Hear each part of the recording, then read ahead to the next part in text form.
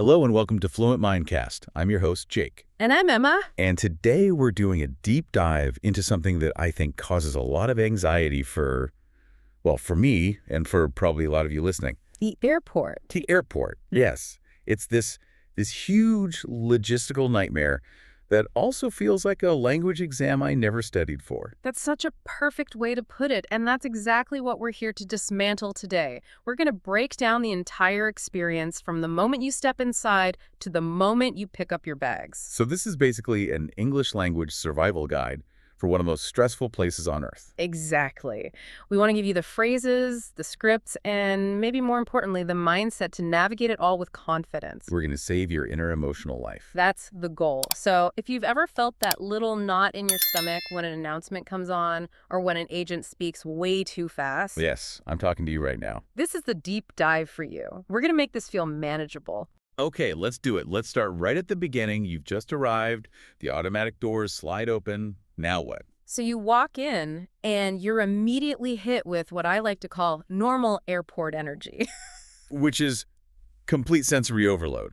Right. You've got giant screens flashing with city names and flight numbers. You have people running, literally running to their gates. And the announcements, they're echoing. They're in like 3 different languages.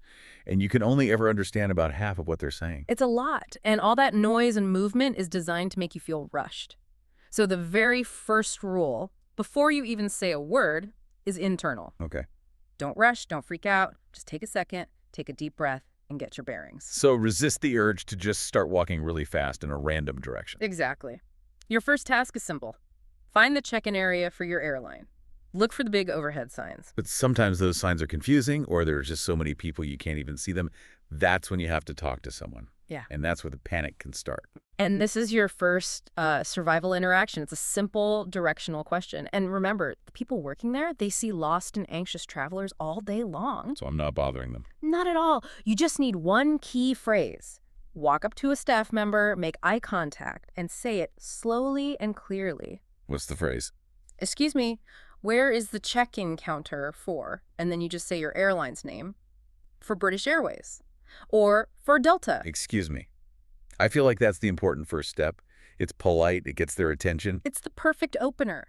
Simple, direct. You're not telling them your whole life story, just what you need. Where's the check-in counter for? Okay, I can do that.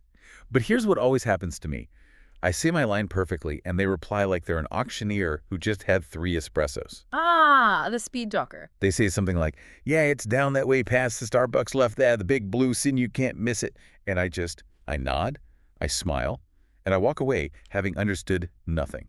And that is such a common experience. We feel awkward asking them to slow down, but you have to. It's your right to understand the information. So what do I say? How do I stop the verbal fire hose without being rude? This is maybe the single most important phrase for the entire airport journey. It's your ultimate survival tool. You just look at them, smile politely, and say, Wait, let me guess. What? close. Even better. You say, could you repeat that more slowly, please? Ooh, that's good. Yeah. It's polite, but it's also assertive. It puts the responsibility back on them, to be clear. It tells them, I'm listening, but you need to adjust to my pace. You can even soften it if you want. Wow, so You could say, I'm sorry, my English isn't great. Could you speak a little slower? People are almost always happy to help if you frame it that way. that one phrase. Could you repeat that more slowly, please? Yeah. That could save me from like 20 minutes of wandering around lost. It's a game changer. And you can use it anywhere. At check-in, at security, at the gate. It's your power-up. Okay. Power up acquired. I've used it. I've found the check-in counter. Now for what the outline calls the first boss fight. Right. So you're at the counter. The good news here is that this conversation is a script. It's almost the same script at every airport in the world. So if I know the lines, I'll be okay. You'll be more than okay. First, have your documents out and ready, your passport and your booking code. Don't make them wait while you dig through your bag. Pro tip. Got it. The agent will usually start with the first key question. It's to confirm your destination. Where are you flying today? Exactly. You just give a simple, direct answer. To London, to New York, that's it. No need to add, I'm so excited, it's my first time. No novels, just the facts. Then comes the second key question, which is about your luggage. Do you have any checked bags? Perfect. And you'll answer, yes, just one, or yes, 2 bags, or no, only carry on. Simple enough. But then comes the one that always makes me feel weirdly guilty, even when I've done nothing wrong. Ah, yes. The guilt trip question. And did you pack your bags yourself? Every single time. And you get that little flicker of panic, like, did I? What if a mysterious stranger put something in there? Yes. Why do they ask that? Feels like an accusation. It's not really. It's a security and legal thing. It's about establishing a chain of custody. When you say yes, you're officially taking legal responsibility for everything in that bag. So I'm confirming that I know exactly what's inside. Precisely. It's a standard protocol that became universal after certain security threats. So the answer for 99.9% of us is always a simple, confident, Yes, I did. yes, or yes, I packed them myself. Keep it brief. Okay, so destination, bags, I packed it, we're doing great. But then the scale flashes red. The agent looks at you with that neutral expression. And says the dreaded words, your bag is overweight. My heart sinks. My wallet cries. My brain just screams, open the bag. Throw things out in front of everyone. And that's the panic response. We want to replace that with a civilized, calm, linguistic response. Don't start tearing your perfectly packed suitcase apart. So what's the first thing I should say? You want to open a negotiation, not a panic session. So you ask a simple, powerful question. Which is, What are my options? I like that. It's calm. It's controlled. It makes the agent pause and actually list the choices for you. They'll say, well, you can pay the fee, or you can take some items out. It turns a moment of crisis into a transaction. Instead of a public shaming. Exactly. You're taking back control. And if you decide to pay, you can follow up with another clear question. Like, where do I pay? Perfect. Or can I pay the fee here?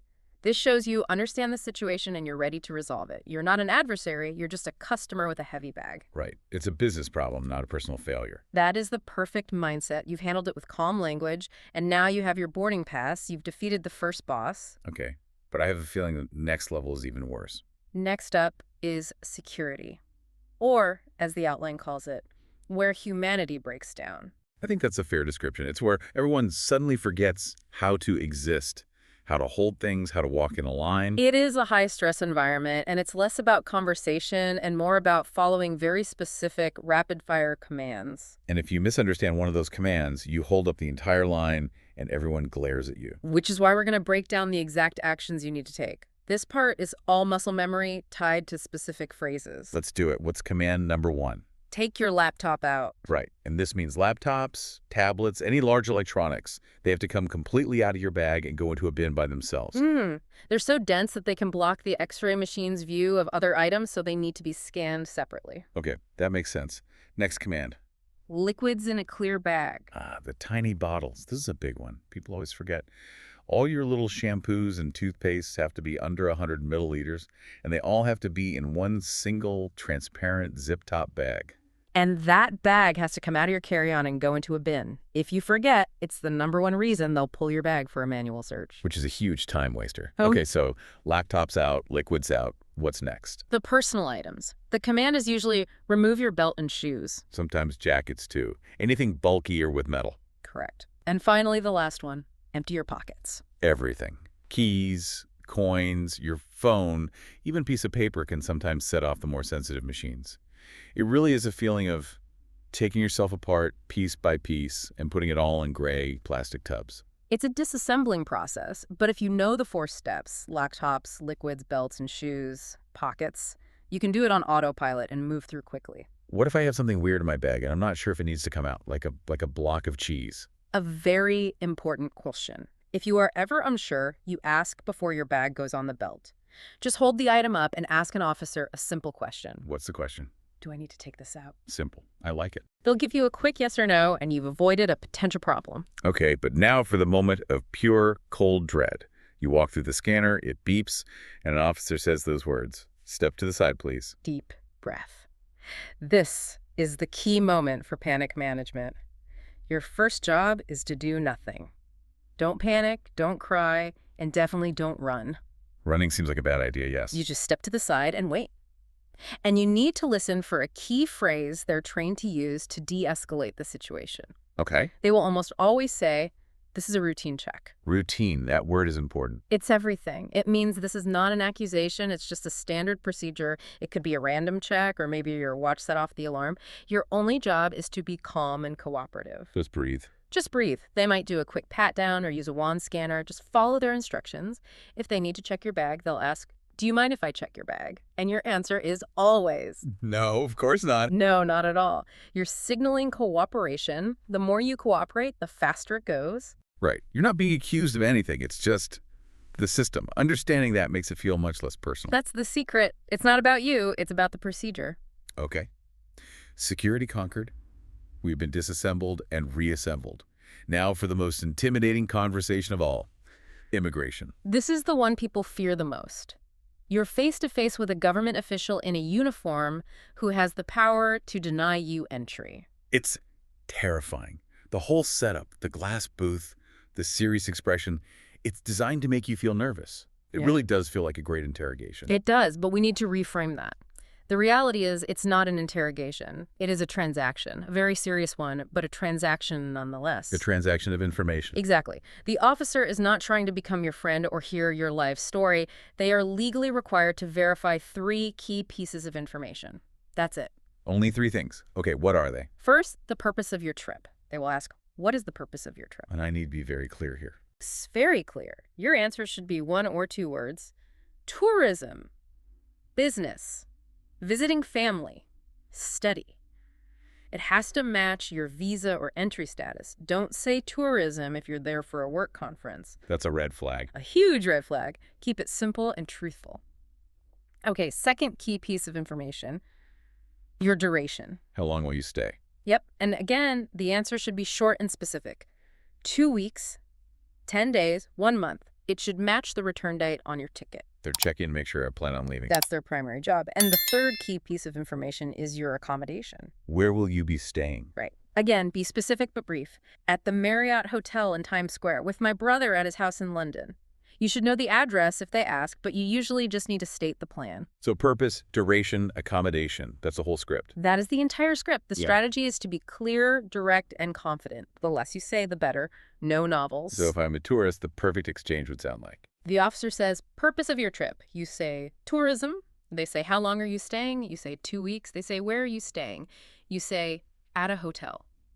Wow, that's it? That's it. You've given them exactly what they need. They'll stamp your passport and you'll be on your way. What if they ask a follow-up question? Like, is this your first visit? Same strategy. Answer truthfully and briefly, yes, it is. Yeah. Or, no, I've been here twice before. Don't start a conversation. You're not there to chat. You're there to complete a legal process.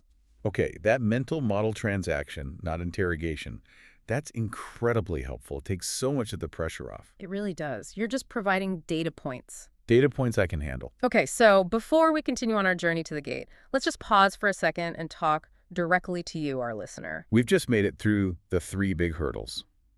Check-in, security, and immigration. These are the parts that require the most direct, high-stakes communication. So we want to know, as you're listening to this, which of those 3 parts fills you with the most dread? Think about your last trip, or a trip you're planning. What's the part that makes your palms sweat a little?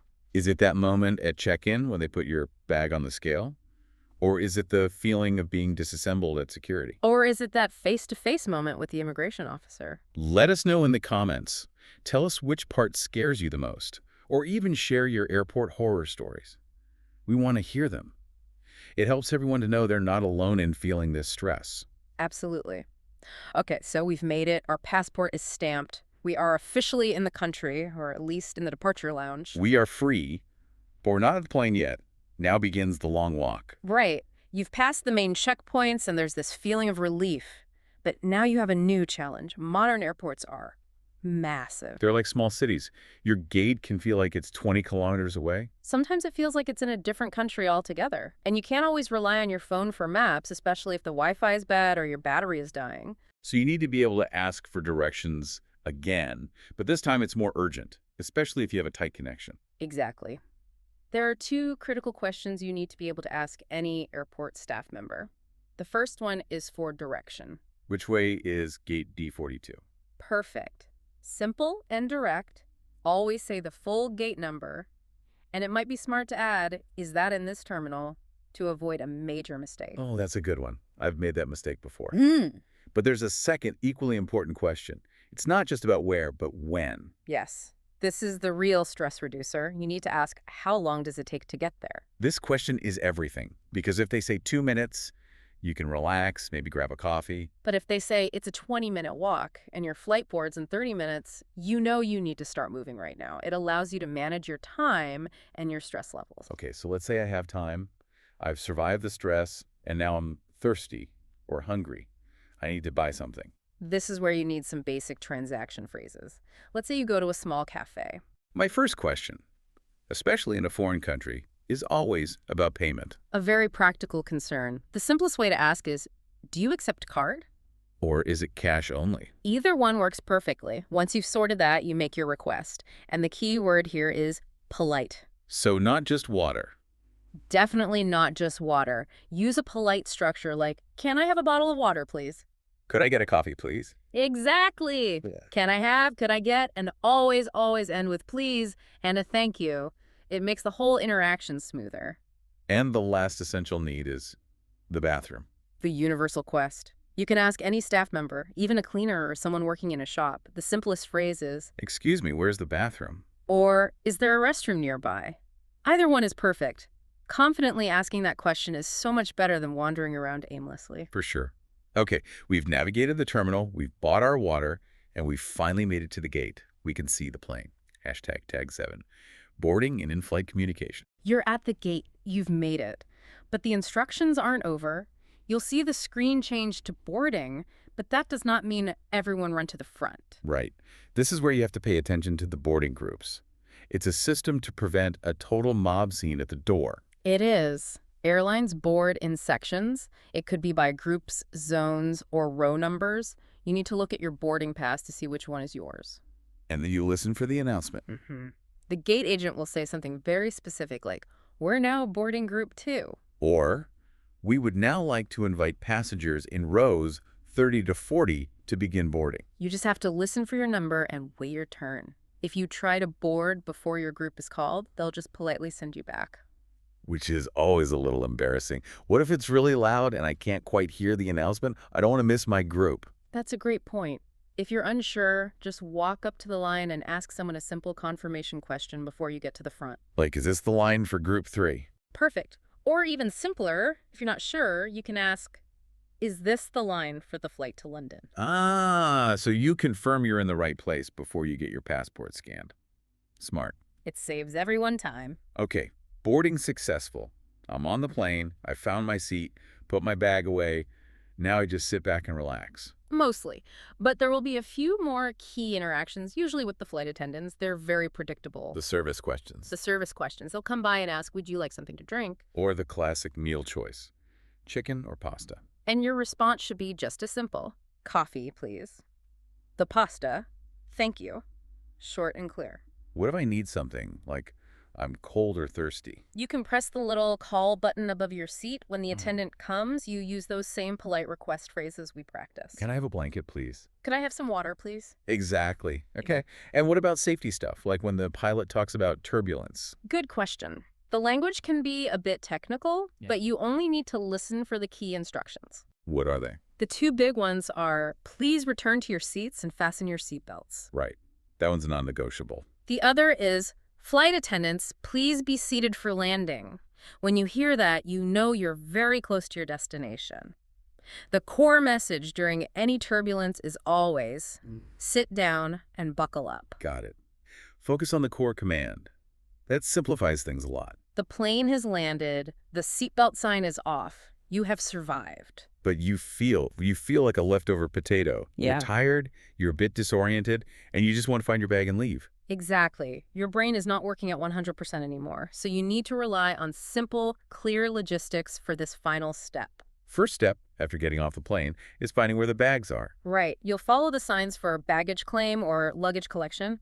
If you get turned around, just ask any airport employee that one simple question. Excuse me, where is baggage claim? You've got it. Once you get there, you'll see a bunch of carousels or belts and screens above them. You just need to find the screen with your flight number on it. Flight 347 from Rome, Carousel 5. Exactly. And now, you wait. And this is where the final wave of airport anxiety can hit. Oh, yeah. The belt starts moving, bags start coming out, but none of them are yours. And your brain immediately jumps to, it's lost. My bag is gone forever. That internal panic is so real, but you have to give your panic a 10-minute delay. A 10-minute rule. I like that. Just tell yourself to wait. Bags come out in batches. Sometimes there's a long gap. Don't assume the worst until the belt has been running for a solid 10 or 15 minutes. But what if? Huh? What if that time passes, the belt stops, and my bag is truly not there? Now I have to have a real complicated conversation. You do, but again, there's a procedure for this. You need to look for the baggage service office for your airline. It's usually near the carousels. And what do I say when I get there? You walk up and state the problem clearly and calmly. My luggage for Flight 347 did not arrive. I need to file a missing baggage report. That's a very clear statement of intent. And that's what they need. They'll give you a form and ask you for details, the color of the bag, the brand, your address, where you're staying. So I'll need to use some descriptive words like, it's a large blue hard-shell suitcase. Exactly. This is probably the most complex conversation you'll have, but by starting it with that clear, direct sentence, you set the process in motion correctly. Okay, so even in the worst-case scenario, there's a script. There's a path forward. There is always a script. And now, whether your bag arrived or you filed a report, you have officially survived the airport. #tag9.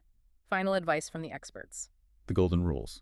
So we've walked through the entire journey. We've broken down every interaction. Let's try to boil this all down into a few golden rules. Yeah. The things you absolutely must remember. Great idea. Let's synthesize this. For me, rule number one is this. Airports are confusing for everyone. Even for native English speakers. Especially for native English speakers. It's a system designed for logistics, not human comfort. So if you feel confused, that's a normal reaction. Understanding the why behind the rules, like why laptops come out, helps it feel less personal and more procedural. I love that. Okay, my golden rule, rule number 2, would be lower the bar for your English. What do you mean by that? Your goal is not to sound like Shakespeare. Your goal is communication. Clarity over complexity. A simple, broken phrase that gets your point across is 1,000 times better than a perfect, complicated sentence you're too scared to say. That is fantastic advice. Which leads perfectly to rule number 3, empowerment through asking questions. Don't suffer in silence. Never. If you don't understand, ask. If they speak too fast, ask them to slow down. That's not a weakness, it's a strength. You are taking control of the conversation to ensure you understand. It's the smart thing to do. Okay, rule number 4, this is a practical one. Use your eyes. Read the signs. Yes, airports are covered in signs, and many of them use universal symbols. The information is almost always presented visually as well as audibly. If you miss the announcement, look at the screen. The answer is probably right there. A great point. And that brings us to the final, and maybe most important, golden rule. Rule number 5. Let's hear it. Keep your documents close and keep your story straight.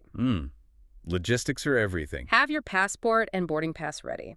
And when you talk to any official, your answer should be consistent. Purpose of trip. Tourism. How long? 2 weeks. Every single time.